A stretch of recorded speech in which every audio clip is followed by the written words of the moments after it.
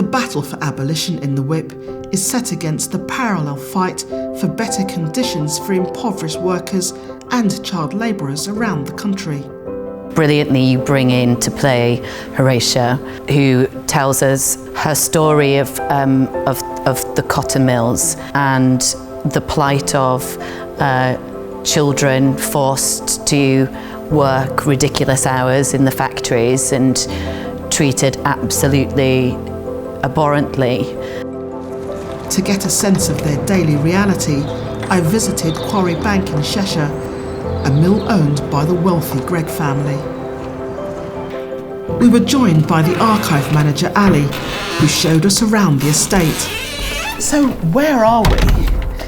We are in the apprentice house at Quarry Bank. This particularly is the girls' dormitory. And how many girls would have slept in here? In here there would have been about 60 girls. 60? 60 girls.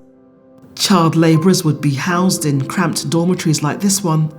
They would receive basic food and accommodation, but would often not be paid. You can imagine more beds in here. We've got fewer beds to allow visitors to walk past, but there would have been many more, and they would have slept to a bed. So these beds, I mean, you know, wow. And they're quite small. So was there an age limit for kids in here? So children as young as 9 would start working here. Right. And they would have stayed till the age of 20, 21. Oh, yeah. Wow. Children were expected to perform menial tasks, carrying cans of cotton and cleaning out machines, work that their small hands would be well suited for.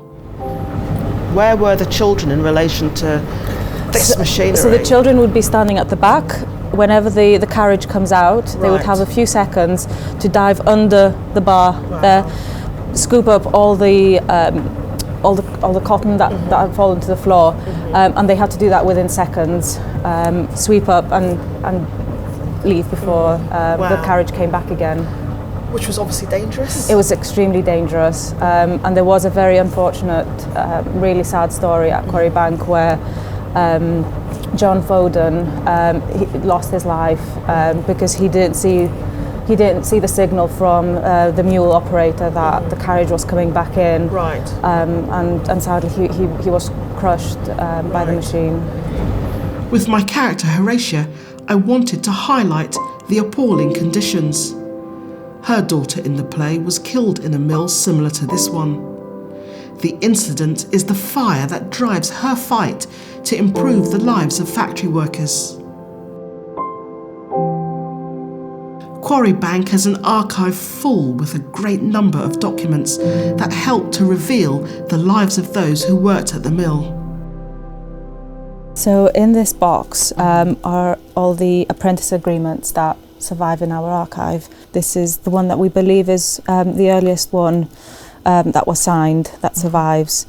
As you can see, it's from 1785. Right. Do we know the age of the apprentice? Yes. So it says here, Thomas Royley, 11 years old. Wow. 11. So in a sense he was signing away his early working life. Yes. How long did the apprenticeship run for? This one till the age of 21 years. Wow, so from 11 till 21 Yeah, so years. it's 10 years. Wow. Do we know from records about Samuel Gregg and what his financial interests were in the cotton industry or elsewhere? So Samuel Gregg had many interests. Obviously he inherited his uncle's business, which helped him build Quarry Bank.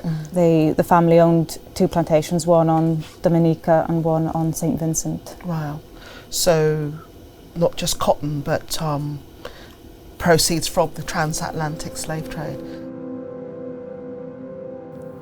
Visiting Quarry Bank brought home the life-threatening conditions that children faced during the Industrial Revolution.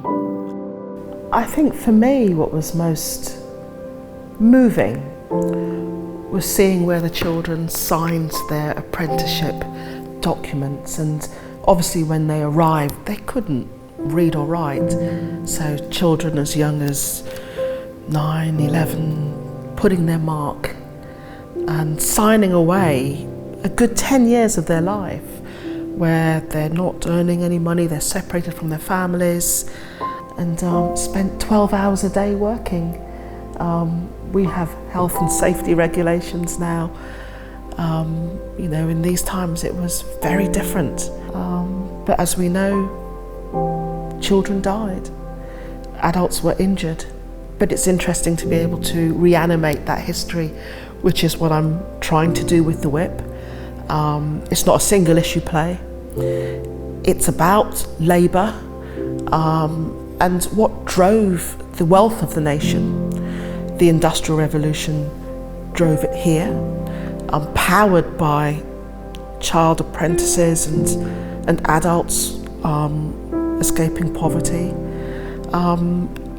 And the kind of like parallel journey of that with the transatlantic slave trade and the slaves working on plantations who were also driving the economy of this country. And I think what people are unaware of as well was that full emancipation wasn't actually delivered as a result of the 1833 Act. So that was made into law in 1833, enacted in 1834, but as part of that bill was apprenticeships.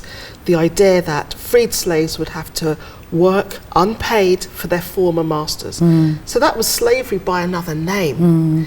And it wasn't until 1838 when the pressure to get rid of the apprenticeships because of black abolitionists and those in the British public who thought that this was immoral and wrong and that it didn't speak to what they understood to be emancipation.